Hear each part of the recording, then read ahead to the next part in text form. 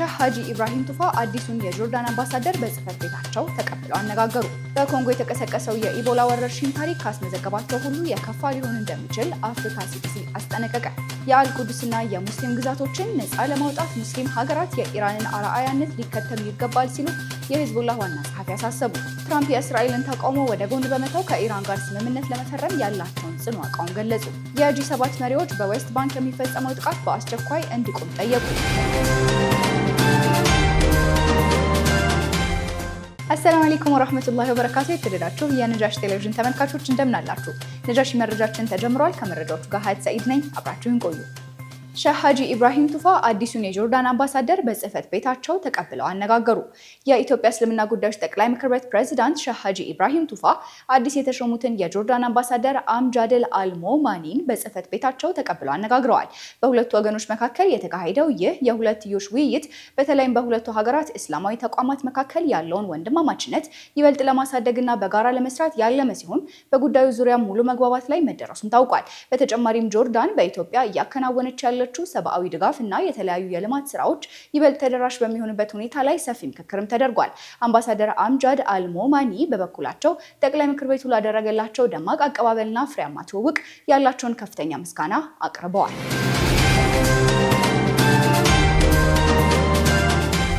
የጠቅላይ ምክር ቤት የኡለማ ጉባኤ ከቡኒያን ዓለም አቀፍ ዩኒቨርሲቲ ጋር በመተባበር በሐዋሳ ስልጠና መስጠት ጀመረ።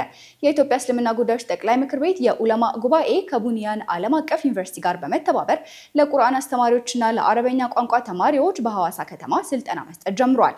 ለ6 ቀናት በሚቆየው የዚህ የክህሎት ማበልጸጊያ ስልጠና ላይ በእስላማዊ እውቀት መማር ማስተማር ሂደት ያሉ 100 ሰልጣኞች እየተሳተፉ ይገኛሉ። ስልጠናውን በንግግር ያስጀመሩት የኡለማ ጉባኤ ምክትል ሰብሳቢ ሼህ መሐመድ ሐሰን በንግግራቸው እስልምና የእውቀትና የትምህርት እምነት በመሆኑ ሰልጣኞች ስልጠናውን በአግባቡ በመከታተል ክህሎታቸውን ሊያበለጽጉ እንደሚገባ ገልጸዋል። አልቡኒያን ዓለም አቀፍ ዩኒቨርሲቲ ከዚህ ቀደም በአዲስ አበባና በተለያዩ የክልል ከተሞች ተመሳሳይ የክህሎት ማበልጸጊያ ስልጠናዎችን ማበርከቱም ይታወቃል።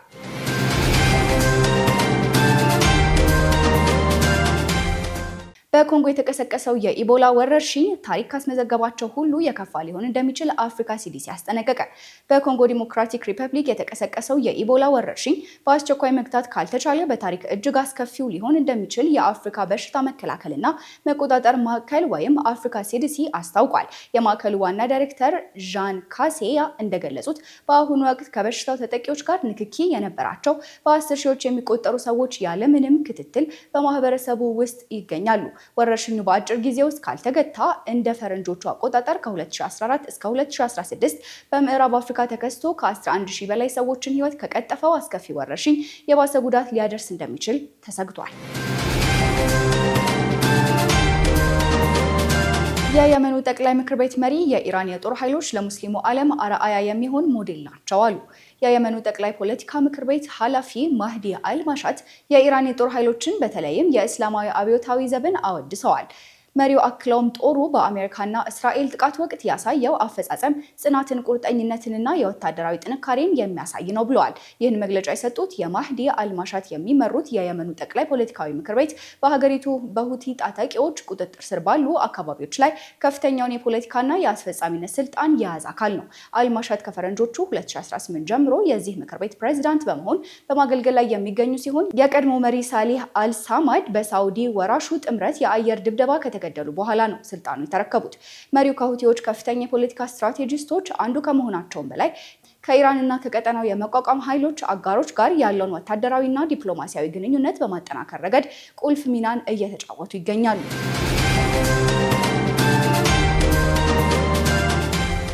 የአልቁድስንና የሙስሊም ግዛቶችን ነፃ ለማውጣት ሙስሊም ሀገራት የኢራንን አርአያነት ሊከተሉ ይገባል ሲሉ የሂዝቦላህ ዋና ጸሐፊ አሳሰቡ።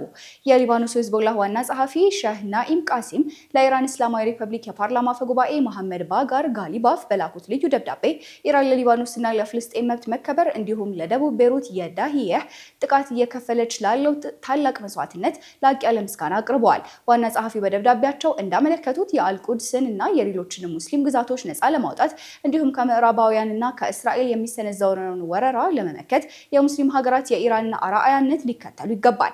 ኢራን የሊባኖስን መሬት ነፃ ለማውጣት ማህበረሰቡን መልሶ ለማቋቋምና ህዝቡን ለመደገፍ የሚያስችል አቅምና ኃይል ለሂዝቦላህ አበርክታለች ያሉት ሼህ ናኢም ቃሲም ሀገሪቱ የክብርና የሉዓላዊነት ተምሳሌት መሆኗን በከፍተኛ ድምፅ እንደሚመሰክሩ አስታውቀዋል። ሌሎች የሙስሊም ሀገራትም ይህንን የኢራንን የፍትህ የጽናትና የትግል አርአያነት ተከትለው ቢሆን ኖሮ የአሜሪካና የእስራኤል ራስ አገዝ ትዕቢት እንዲሁም የፍልስጤምና የአልቁድስ መሬት ወረራ በዚህ መልኩ ሊቀጥል እንደማይችል አክለው ገልጸዋል።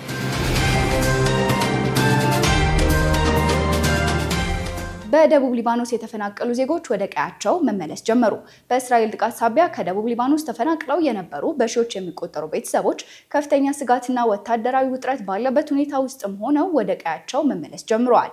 ይሁን እንጂ በርካታ የደቡብ ከተሞች አሁንም በእስራኤል ወታደራዊ ቁጥጥር ስር በመሆናቸው ወይም ወደ ቀጠናው በመጠጋታቸው ምክንያት በርካታ ነዋሪዎች አሁንም መመለስ አልቻሉም። ቀደም ሲል የተደረጉ የተኩስ አቁም ስምምነቶች በእስራኤል ጥሰቶች ሳቢያ በተደጋጋሚ መፍረሳቸው ዜጎችን ዳግም ለስደት እንደዳረጋ ይታወሳል። እስራኤል ካለፈው መጋቢት ወር ጀምሮ በሊባኖስ ላይ በከፈተችው መጠነ ሰፊ ጥቃት ከ1 ሚሊዮን በላይ ዜጎች ሲፈናቀሉ የጦር ኃይሏም ከ10 ኪሎ ሜትር በላይ ወደ ሊባኖስ ግዛት ዘልቆ በመግባት የተወሰኑ አካባቢዎችን ተቆጣጥሯል። በሌላ በኩል ካለፈው የካቲት ወር መጨረሻ ጀምሮ አሜሪካና እስራኤል በኢራን ላይ በሰነዘሩት ጥቃት ከ3000 በላይ ሰዎች መገደላቸውን ተከትሎ በቀጠናው ያለው ውጥረት እጅግ አይሎ ሰንብቷል። ቴህራንን በበኩሏ በእስራኤልና በባህረ ሰላጤው ሀገራት ላይ የአየር ጥቃት በመሰንዘር እንዲሁም በሆርሙዝ የባህር ወሽመጥ የትራፊክ እንቅስቃሴ ላይ እገዳ በመጣል ምላሽ ሰጥታለች። ሆኖም ዋሽንግተንና ቴህራን በፓኪስታን አዘጋጅነት በደረሱበት ጊዜያዊ የተኩስ አቁም ስምምነት መሰረት ግጭቱን በዘላቂነት ለመቋጨት የሚያስችል ማዕቀፍ ይፋ አድርገዋል። ይህ ታሪካዊ ስምምነት በሚቀጥለው አርብ በጄኔቫ ስዊዘርላንድ በይፋ ይፈረማል ተብሎ ይጠበቃል።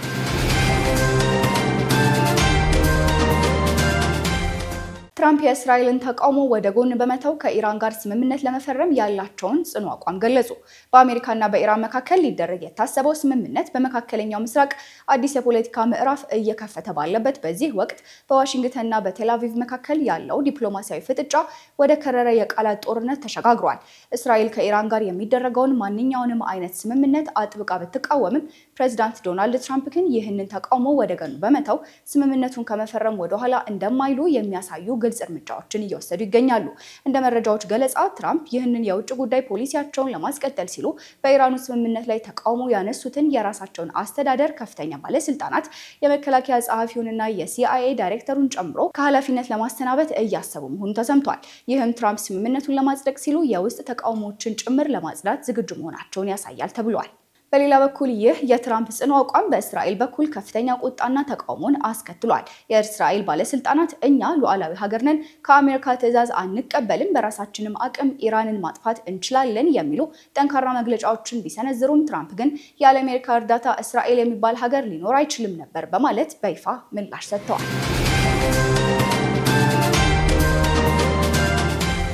የጂ7 መሪዎች በጋዛ መልሶ ግንባታ ላይ ድጋፍ ለማድረግ ቃል ገቡ። መሪዎቹ በዌስት ባንክ የሚፈጸመውን ጥቃት በአስቸኳይ እንዲቆምም ጠይቀዋል። የሰባቱ የበለጸጉ ሀገራት ወይም ጂ7 መሪዎች በጣሊያን ባካሄዱት ጉባኤ ማጠቃለያ ላይ ባወጡት የጋራ መግለጫ በጋዛ የተባባሰ የመጣውን ሰብአዊ ቀውስ ለመቅረፍ የሚደረገውን የረድኤት አቅርቦትና መልሶ ግንባታ በከፍተኛ ሁኔታ ለመደገፍ ቃል ገብተዋል። መሪዎቹ በተኩስ አቁም ስምምነቱ ዙሪያ የሚታዩ ጥሰቶችን የኮነኑ ሲሆን ወታደራዊ ዘመቻው በአስቸኳይ እንዲቆምና እስረኞች እንዲለቀቁ ግፊት አድርገዋል። የአሜሪካውን ፕሬዚዳንት ዶናልድ ትራምፕን የሰላም እቅድ ሙሉ በሙሉ እንደሚደግፉ የገለጹት የቡድኑ አባላት የእርዳታ አቅርቦት በሁሉም የየብስና የባህር በሮች በኩል ያለምንም እንቅፋት መግባት እንዳለበት አጽንኦት ሰጥተዋል። ቻይና ወደ ኢራንና ሊባኖስ የሰብአዊ እርዳታ ልትልክ ነው። ቻይና በመካከለኛው ምስራቅ የተከሰተውን ጦርነት ተከትሎ የሰብአዊ ቀውሱን ለማቃለል በማሰብ ለኢራን፣ ዮርዳኖስ፣ ሊባኖስና ኢራቅ አስቸኳይ የሰብአዊ እርዳታ ለመስጠት መወሰኗን የሀገሪቱ የውጭ ጉዳይ ሚኒስቴር ቃል አቀባይ ሊን ጂያን ገልጸዋል። ቃል አቀባዩ ሊን በሰጡት ጋዜጣዊ መግለጫ ላይ በአሁኑ ወቅት እየተካሄደ ያለው ግጭት በኢራንና በሌሎች የክፍለ አህጉሩ ሀገራት ህዝቦች ላይ እጅግ አሰቃቂ የሰብአዊ አደጋዎችን አስከትሏል። ቻይና በእነዚህ ሀገራት ለሚገኙ ህዝቦች ጥልቅ ሀዘን ይሰማታል፣ ልባችንም ከነሱ ጋር ነው ብለዋል።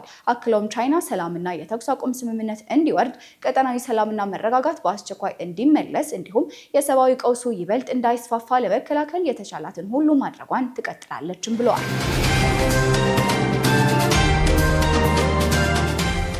የአሜሪካና ኢራን ስምምነትን ተከትሎ የነዳጅ ዘይት ከፍተኛ ቅናሽን አሳየ። የአሜሪካና የኢራን ጊዜያዊ ስምምነት በስትራቴጂካዊው የሆርሙዝ የባህር ወሽመጥ ላይ ያለውን የአቅርቦት ስጋት ይቀንሳል የሚለው ተስፋ በዓለም አቀፍ የነዳጅ ገበያ ላይ ከፍተኛ የዋጋ ቅናሽ እንዲኖር አድርጓል። በዚህም መሰረት የዓለም አቀፍ የነዳጅ ዋጋ መመዘኛ የሆነው ብሬንት ክሩድ ከ400 በላይ በማሽቆልቆል ከባለፈው መጋቢት ወር ወዲህ ለመጀመሪያ ጊዜ የአንድ በርሜል ዋጋ ከ$80 በታች ዝቅ ብሎ $79.8 ደርሷል።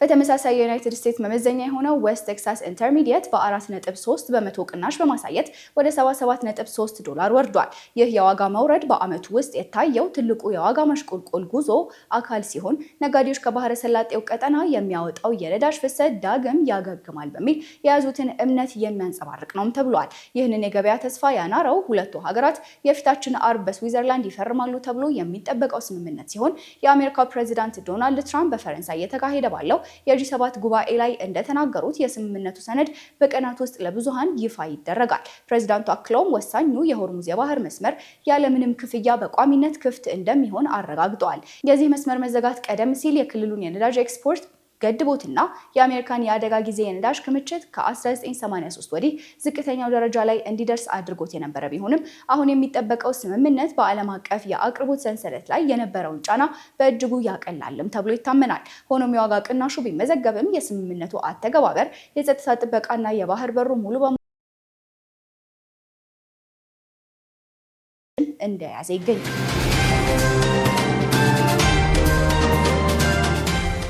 በመጨረሻም ወደ ቢዝነስ መረጃችን እናልፋለን። ዙቤዳ ሀሰን እንደሚከተለው አዘጋጅተዋለች። ተከታትለን እንመለስ። በቂሊንጦ ልዩ የኢኮኖሚ ዞን የኤሌክትሪክ ተሽከርካሪ ቻርጅ ማዕከል መመረቁ ተሰምቷል።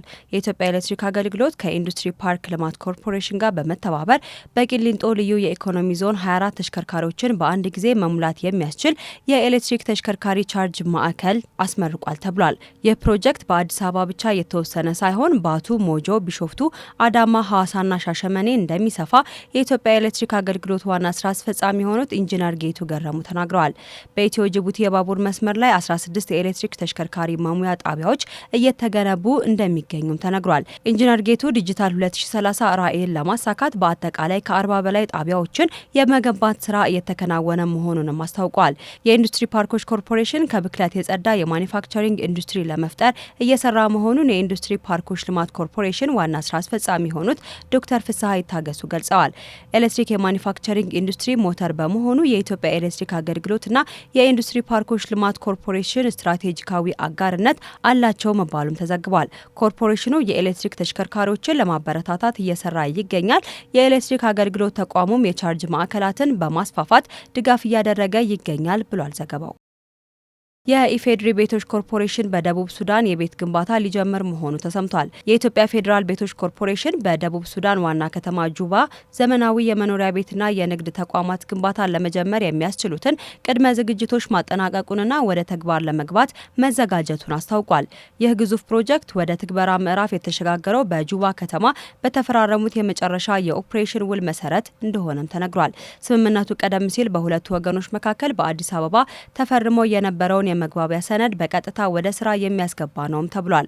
ስምምነቱ የፌዴራል ቤቶች ኮርፖሬሽን ዋና ስራ አስፈጻሚ አቶ ረሻድ ከማልና የደቡብ ሱዳን የመካከለኛው ኢኳቶሪያል ግዛት ገዢ አማኑኤል አዲል በጋራ ፈርመውታል ነው የተባለው። በዚህም ስትራቴጂካዊ አጋርነት መሰረት ኮርፖሬሽኑ በጁባ ከተማ በፍጥነት እያደገ የመጣውን የቤት ፍላጎት ለማሟላት የሚያስችሉትን ዘመናዊ የንግድ ማዕከላትንና የመኖሪያ ህንፃዎችን ግንባታ በበላይነት ይመራልም ተብሏል። የፌዴራል ቤቶች ኮርፖሬሽን ዋና ስራ አስፈጻሚ የሆኑት ዶክተር ረሻድ ከማል በደቡብ ሱዳን ጁባ ከተማ ይፋዊ የስራ ጉብኝት ማድረጋቸውም ተሰምቷል። ይህም በሁለቱ ወገኖች መካከል የተደረሰውን ስምምነት በፍጥነት ወደ መሬት ለማውረድና የቤት ልማት ስራዎችን ለመጀመር ትልቅ አስተዋጽኦ ይኖረዋል ተብሎም ይጠበቃል።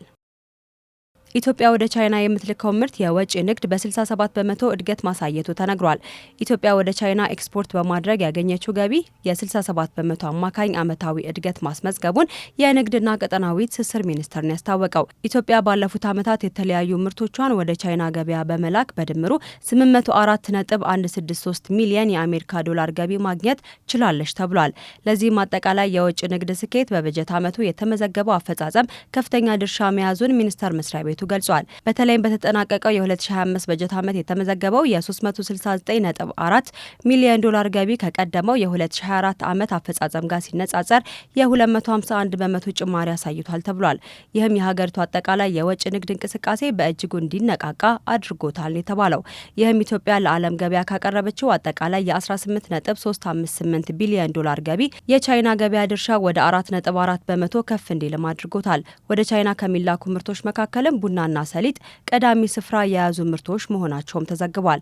በቀጣይም የቻይና ገበያን ይበልጥ ለመጠቀም እንዲሁም ደግሞ የሀገራችንን ኤክስፖርት ድርሻ በከፍተኛ ደረጃ ለማሳደግ የሚያስችሉ ስትራቴጂካዊ ስራዎችን አጠናክሮ እንደሚቀጥል የንግድና ቀጠናዊ ትስስር ሚኒስቴር አስታውቋል።